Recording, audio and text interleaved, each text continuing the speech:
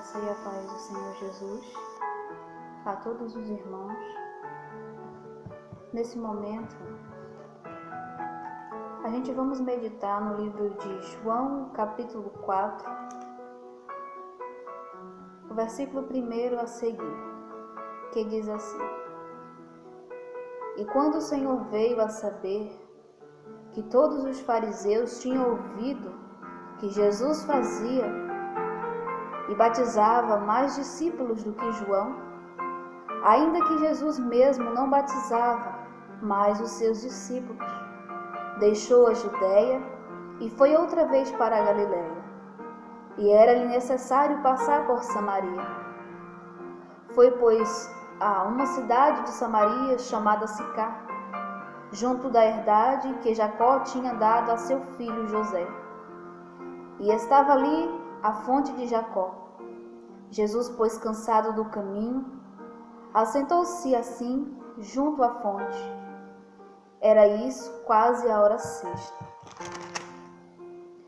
Veio uma mulher de Samaria tirar água e disse-lhe Jesus: Dar-me de beber. Porque os seus discípulos tinham ido à cidade comprar comida. Disse-lhe, pois, a mulher samaritana: Como sendo tu judeu, me pedes de beber a mim, que sou mulher samaritana? Porque os judeus não se comunicam com os samaritanos. Jesus respondendo, e disse-lhe: Se tu conheceras o dom de Deus, e quem é que te diz, dá-me de beber, tu lhe pedirias, e ele lhe daria a água viva. Disse-lhe a mulher: Senhor, tu não tens com que tirar, e o poço é fundo. Onde, pois, tens a água viva? És tu maior do que Jacó, o nosso pai, que nos deu o poço bebendo, ele próprio dele, e os seus filhos e o seu gado? Jesus respondeu e disse-lhe: Qualquer que beber desta água tornará a ter sede, mas aquele que beber da água que eu lhe der nunca terá sede, porque a água que eu lhe der se fará nele uma fonte de água a jorrar para a vida eterna.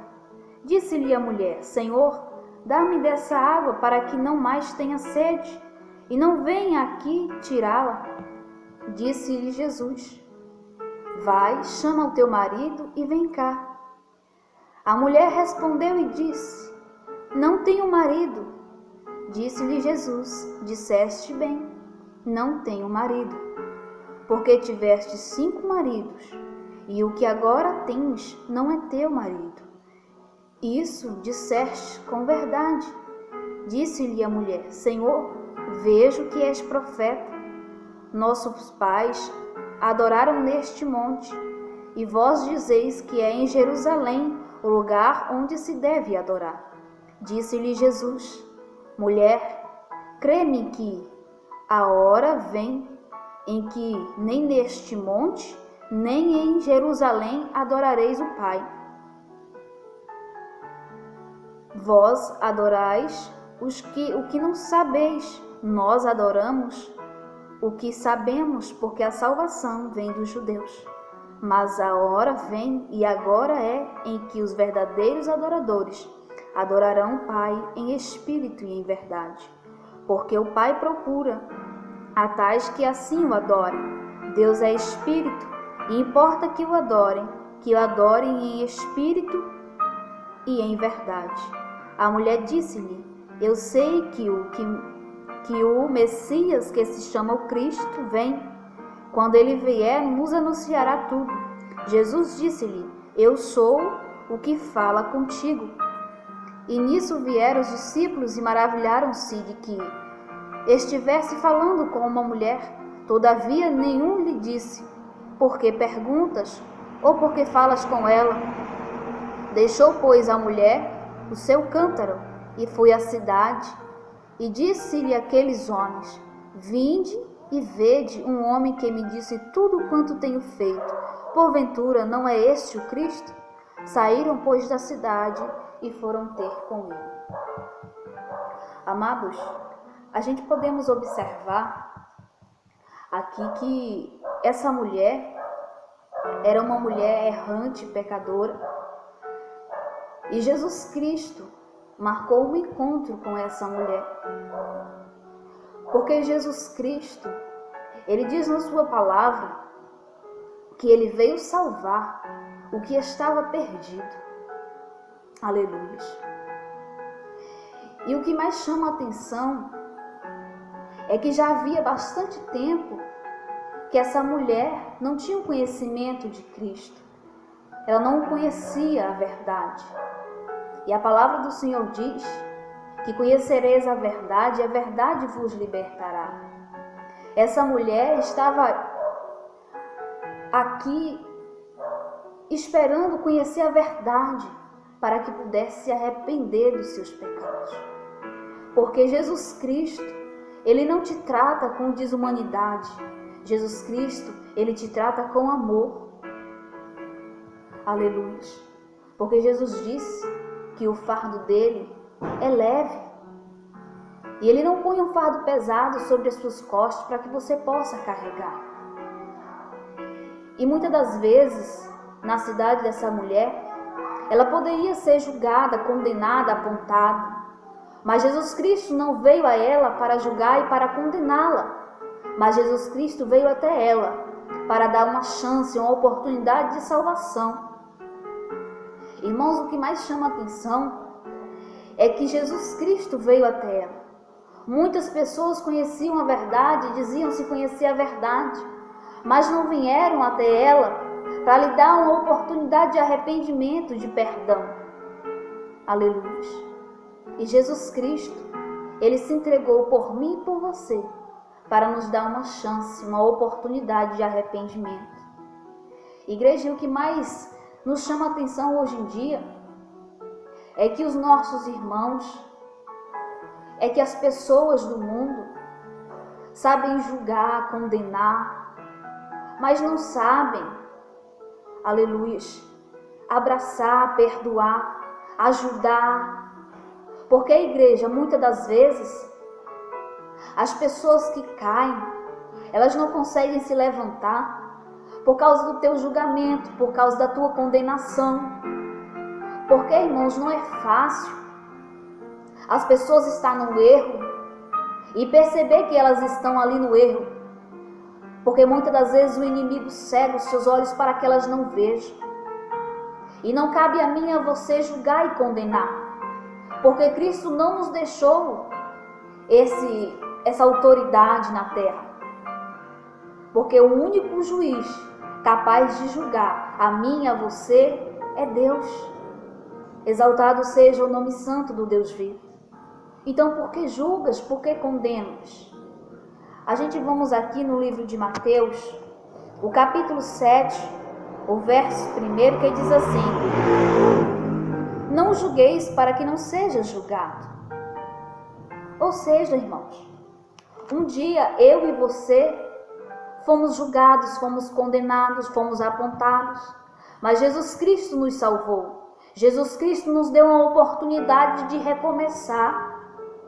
E hoje a gente vê em redes sociais, em vários atos, as pessoas julgando e condenando o seu próximo, porque errou, porque pecou, porque falhou. Exaltado seja o nome santo do Deus vivo de Israel. Mas quem é você para julgar? Quem é você para condenar o seu próximo? Um dia você também foi assim. Um dia você também foi escravo do pecado. Um dia você também foi escravo da morte. Mas você teve uma chance de arrependimento. Você conheceu Jesus Cristo. Então não julgue, não condene. Dê uma chance para que as pessoas possam acertar dos seus erros. Para que elas possam, assim como você, conhecer a Cristo, conhecer o caminho, conhecer a verdade, conhecer a vida. Exaltado seja o nome santo do Deus vivo. Glorificado seja o nome santo do Senhor. Vamos ler em João, o capítulo 7, o verso 24, que diz assim: não julgueis segundo a aparência, mas julgai segundo a reta justiça. Em João 8,15, diz assim: não vos julgais segundo a carne, eu a ninguém julgo. A palavra do Senhor está nos mostrando que Jesus Cristo, sendo Filho de Deus, Ele não julgou, Ele salvou vidas. Ele não condenou, Ele amou as vidas. E o apóstolo Paulo diz: sede exemplo e sede meus imitadores como sou de Cristo. Se a gente tem que andar conforme a vontade de Deus, conforme a vontade de Cristo, a gente devemos andar segundo o seu mandamento. Ame o Senhor teu Deus com toda a tua alma, com toda a tua força, e ame o teu próximo como a ti mesmo. Se você sabe amar, por que julgas? Por que condenas? Muitas das vezes essas pessoas que vocês julgam estão esperando uma palavra de conforto para que possa sair do erro e acertar. E no momento em que elas estão precisando, o que elas recebem é julgamento, é condenação. Então, como essas pessoas vão ter a oportunidade de se levantar? Como essas pessoas vão ter a oportunidade de acertar? Se todo mundo julga, se todo mundo condena. Aleluia. No livro de Efésios 4, o verso 32. Aleluia.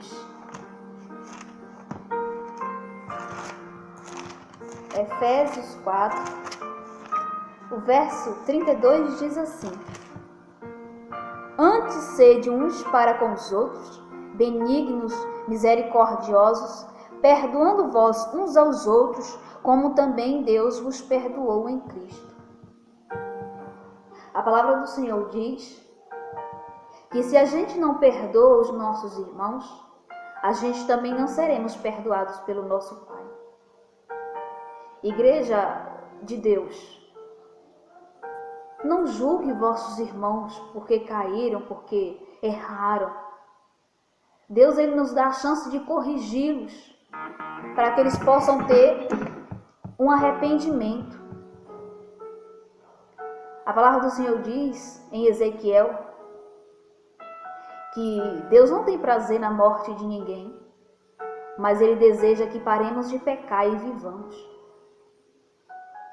Aleluia. Jesus Cristo, Ele padeceu numa cruz por mim, por você e por todos, para que nós pudéssemos ser salvos pela sua graça. Então, irmão, se alguém errou, se alguém falhou, dê-lhe a chance do perdão, dê-lhe a chance do arrependimento. Se for necessário corrigir, corrija-o, mas não o envergonhe. Não dê armas ao inimigo para que possa lançar essa pessoa na lama. Porque é difícil uma pessoa estar no pecado e não ter ajuda de ninguém para sair dele. Porque Jesus Cristo te deu uma chance. Jesus Cristo te deu uma oportunidade. Então dê essa oportunidade às outras vidas que estão em pecado. Não importa que pecado foi que ele cometeu, que ela cometeu. Jesus Cristo tem perdão para ela. Em 1 João, aleluia, o capítulo 1, o verso 9, aleluia, diz assim: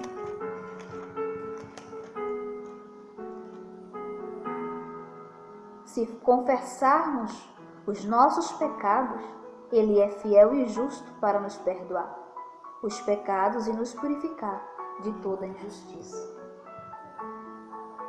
Você não é Deus. Você não é o Senhor Jesus Cristo. Você não é o dono da verdade. Assim como essa pessoa cai, assim como muitos caem, você um dia também caiu. Possa ser que você tenha cometido pecado diferente, mas você não deixou de cometer o seu pecado. Mas Jesus Cristo te salvou, Jesus Cristo te perdoou. Então não julgue o teu próximo, não condene ele, mas vá lá, corrija, o ajude a encontrar o caminho da verdade. Aleluia. Porque Jesus Cristo diz que quando um pecador se arrepende, há festa nos céus, há festa na glória. Então, se Ele está dizendo isso, é porque essas pessoas que estão errando, que estão falhando, têm uma chance de arrependimento. O apóstolo Paulo diz: você que está de pé, cuide para que não caia. Porque, igreja, se você está de pé, ore pelo seu irmão que está caído e não julgue. Porque assim como ele, você também está apto a cair, porque você também é falho, você também é carne. Aleluias. Então observe, igreja, aquilo que você está fazendo. E você que está andando errante, Jesus Cristo quer te salvar. Ele deu uma nova chance a essa mulher. Ele salvou a vida dessa mulher. Não a carne, mas ele salvou a sua alma. E no versículo 44 do livro de João, capítulo 4, o verso 41 diz assim: e muitos mais creram nele por causa da sua palavra. E diziam à mulher: já não é pelo que disseste que nós cremos, porque nós mesmos o temos ouvido e sabemos que este é verdadeiramente Cristo, o Salvador do mundo. Ou seja, através